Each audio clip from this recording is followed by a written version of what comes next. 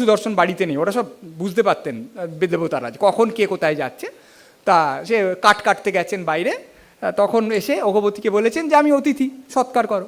তো অঘবতী বলেছেন ঠিক আছে আপনি কী চান, বলেছে তোমাকে।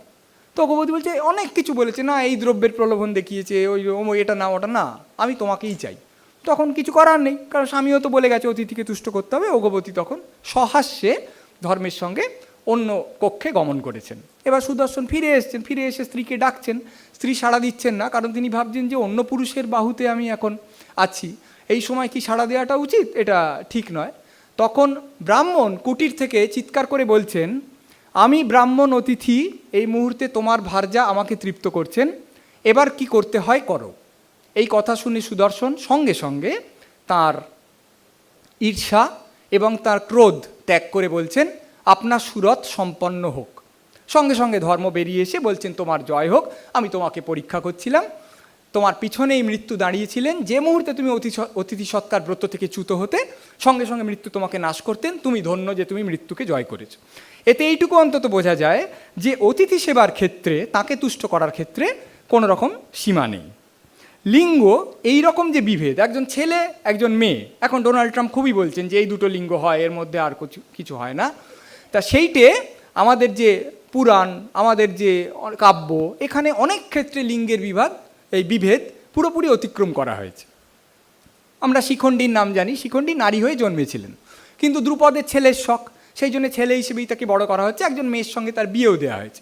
কিন্তু সেই মেয়েটির তো খারাপ লেগেছে, কী কথা, সেই মেয়েটি তার বাবাকে গিয়ে বলেছে, তখন সেই বাবা এসে দ্রুপদের সঙ্গে যুদ্ধ করছেন।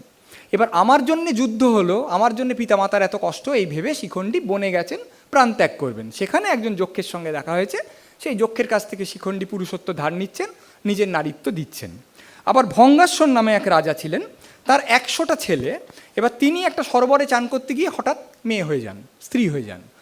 এবার তিনি সেখানে ইন্দ্রের চক্রান্ত ছিল, সেসব গল্প আমি বলছি না, কিন্তু এবার স্ত্রী রূপে তিনি একজন ঋষির সঙ্গে বাস করেন এবং আবার নারী হয়ে তার 100টা পুত্র হয়। তা গল্পটা অনেক বড়, কিন্তু গল্পটা শেষে ইন্দ্র তাকে বলছেন, ইন্দ্রের সঙ্গে প্রথমে ঝগড়া ছিল, পরে তুষ্ট হয়েছেন, যে ঠিক আছে তুমি এবার বলো যে তুমি বাকি জীবনটা পুরুষ হয়ে থাকতে চাও নাকি নারী হয়েই থাকতে চাও। তিনি বলছেন আমি নারী হয়ে থাকতে চাই। তখন ইন্দ্র একটু অবাক, কেন? তখন যা বলছেন সেটা খুব বিখ্যাত উক্তি, সেটা হচ্ছে নারীর যৌন সুখ অনেক বেশি, এই জন্য তিনি নারী হয়ে থাকতে চান।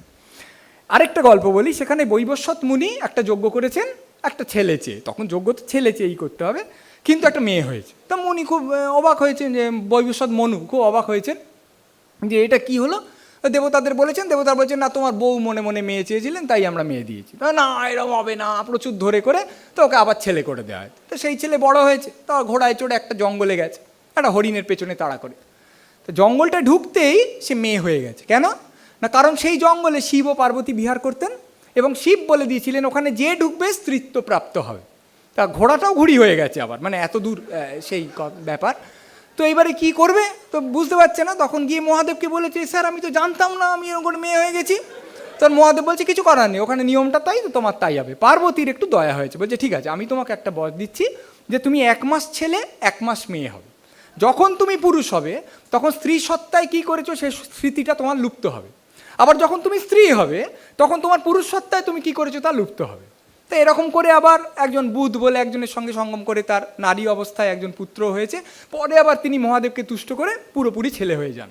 তাহলে এইবারে এই যে লোকটি, তার জীবনটা আপনি দেখুন, জন্মালো মেয়ে হয়ে, তারপর হলো ছেলে, তারপর হলো মেয়ে, তারপর হলো 1 মাস ছেলে 1 মাস মেয়ে, তারপর হলো পুরোপুরি ছেলে। এ তো he she they them then there thence forth hence forward, কি ডোনাল্ড ট্রাম্প তো মাথায় হাত দিয়ে বসে পড়বেন এবং একটাও টুইট করতে পারবেন না সারাদিন ধরে, এরকম একটা কাণ্ড আমাদের হয়েছে।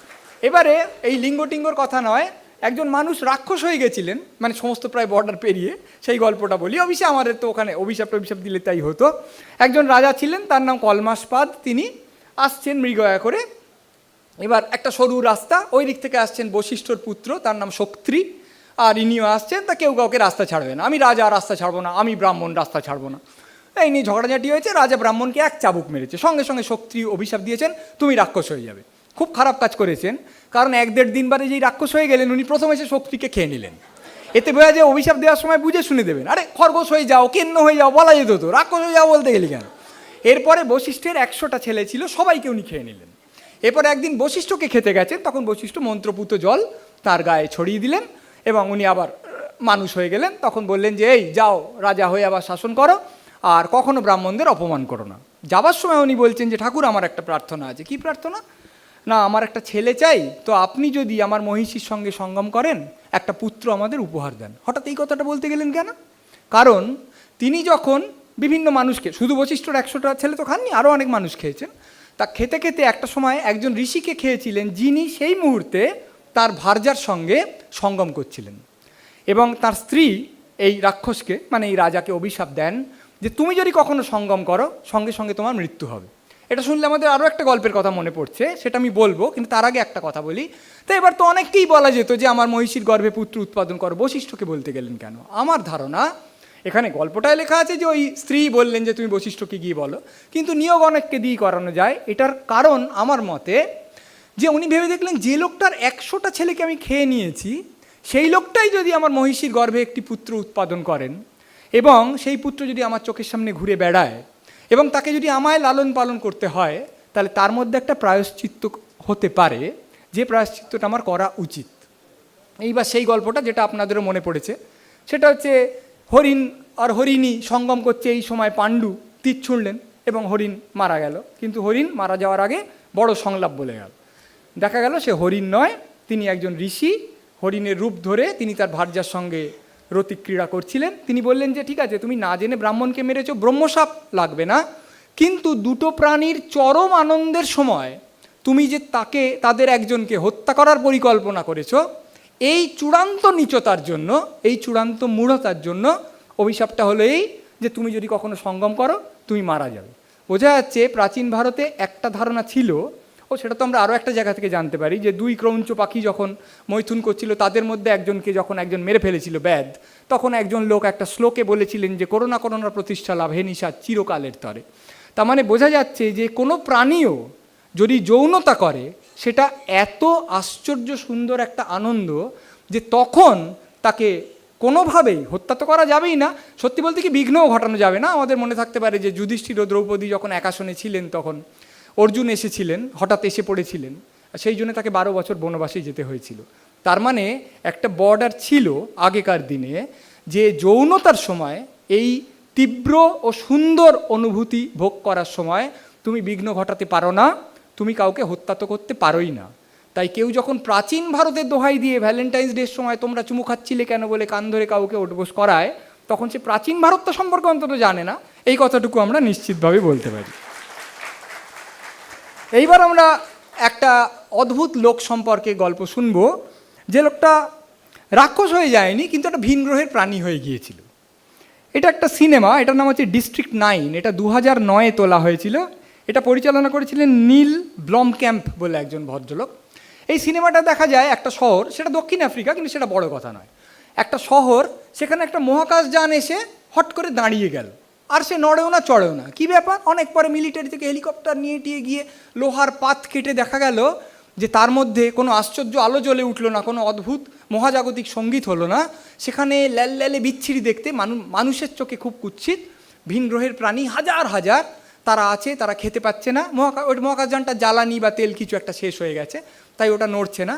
এবার কি করা যাবে? আন্তর্জাতিক খবর হয়েছে, মানবিক কারণ, সেই জন্য একটা ক্যাম্প মতো করে দেওয়া হয়েছে, আসলে একটা বৃহৎ বস্তি, সেইখানে তাদের সবাইকে ভরে দেওয়া হয়েছে।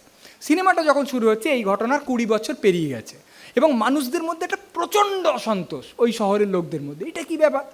আমাদের টাকা এদের পোষা হচ্ছে কেন? এদের আমরা ভাষা বুঝি না, কী সব ভাষা বলে, এরা দেখতে কীরকম বিচ্ছিরি। ওদের বলা হয় চিংড়ি, প্রন বলে ডাকা হয়, কারণ ওদের দাঁড়া শুঁয়ো এগুলো আছে, আমাদের মতন দেখতে নয়। কী সব খায় দায়, আমাদের মতন খাদ্যাভ্যাস নয়। তাহলে বের করো এদের, মারো, মেরে ফেলো। কিছু লোক বলছে মেরে ফেলো, কিছু লোক বলছে বের করে দাও, অন্য কোথাও চালান করে দাও। এটা কখনো হয় নাকি শহরের মধ্যেখানে এরা থাকবে, আমাদের দেখতে ঘেন্না করছে। কিছু দাঙ্গাও লাগে এদের সঙ্গে মানুষের।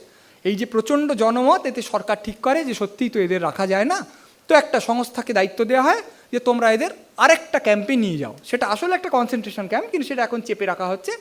ঠিক আছে, আর ভালো জায়গা, ওদের পুনর্বাসন দিচ্ছি, অন্য দূরে একটা ক্যাম্প, আমাদের কোনো দিন এদের আর দেখতে হবে না, ওখানে দেওয়া হবে। তা কিন্তু এরা তো মানুষ, তার তো একটা নীতি আছে, সেই জন্য 24 ঘন্টার উচ্ছেদের নোটিশ দেওয়া হবে।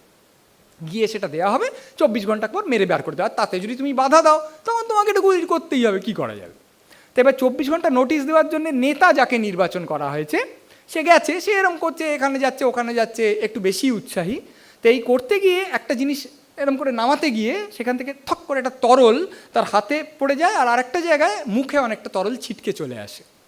কিছুক্ষণ পর থেকেই বোঝা যায় যে তার শরীরে একটা পরিবর্তন হচ্ছে।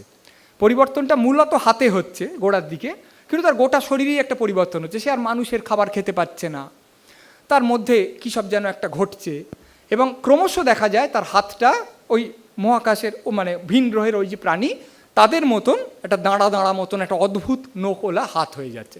সঙ্গে সঙ্গে মিলিটারি তাকে নিয়ে গেছে, একটা গবেষণাগারে নিয়ে গেছে, সেখানে আলোচনা করে ঠিক করা হয়েছে যে তাকে এক্ষুনি মেরে ফেলা হবে। এবং এই যে শরীর যার মধ্যে কিছু একটাভাবে মানুষ আর ভিন গ্রহের প্রাণীর ডিএনএ সংযুক্ত হয়ে গেছে, এটাকে নিয়ে গবেষণা করা হবে, কাটাছেঁড়া ইত্যাদি করা হবে। লোকটি কোনো মতে পালায়। কিছুক্ষণ আগে সে যাদের নেতা ছিল এখন তারা তাকে খুঁজছে, কোনোভাবে আবার নিয়ে চলে এসে তাকে মেরে ফেলা হবে এবং কাটাছেঁড়া করা হবে। পালাতে পালাতে কোথায় যাবে? সমস্ত জায়গায় ক্যামেরা ট্যামেরা নিয়ে বেরিয়ে পড়া হয়েছে। টিভিতে বিচ্ছিরি একটা ঘোষণা করে দেওয়া হয়েছে যে ভিন গ্রহের প্রাণীর সঙ্গে সঙ্গম করার দরুন এই লোকটা বদলে যাচ্ছে, একে যেখানে দেখবেন আমাদের কাছে নিয়ে আসুন। পালাতে পালাতে সে গিয়ে ওই বস্তিটায় আশ্রয় নেয়, যাদের সে প্রাণ দিয়ে ঘেন্না করে তাদের বস্তিতে, কারণ এইখানে একমাত্র তাকে খুঁজবে না। এইখানে বস্তিতে সে দেখে এদের মধ্যে বাৎসল্য আছে, এরা মানুষের প্রতি আক্রোশ এবং ঘৃণা লালন করে যেমন মানুষ এদের প্রতি করে। এদের মধ্যে যে মারা গেছে তার মৃতদেহের পাশে দাঁড়িয়ে এরা মানুষের মতোই দুঃখ কষ্ট পায়, এদেরও খিদের জ্বলুনি আছে। সে আস্তে আস্তে এদের সঙ্গে একটা আধটা কথা বলতে থাকে, এ তো ভাষাও আস্তে আস্তে বুঝতে পেরে যায়, কারণ ওর গোটা শরীরটাই পাল্টে যাচ্ছে, ক্রমশ আরও পাল্টাতে থাকে। এবং একটা সময় সে এদের একজনের সঙ্গে বন্ধুত্ব করে তার কাঁধে কাঁধ মিলিয়ে মানুষের বিরুদ্ধে যুদ্ধ করতে থাকে এবং গুলিবর্ষণ করতে থাকে। গল্পটা আরও অনেকটা আছে। একদম শেষকালে এই লোকটার কি হয় ভালো বোঝা যায় না, এ তখন অর্ধেক মানুষ আর অর্ধেক ভিন গ্রহের প্রাণী হয়ে গিয়েছিল।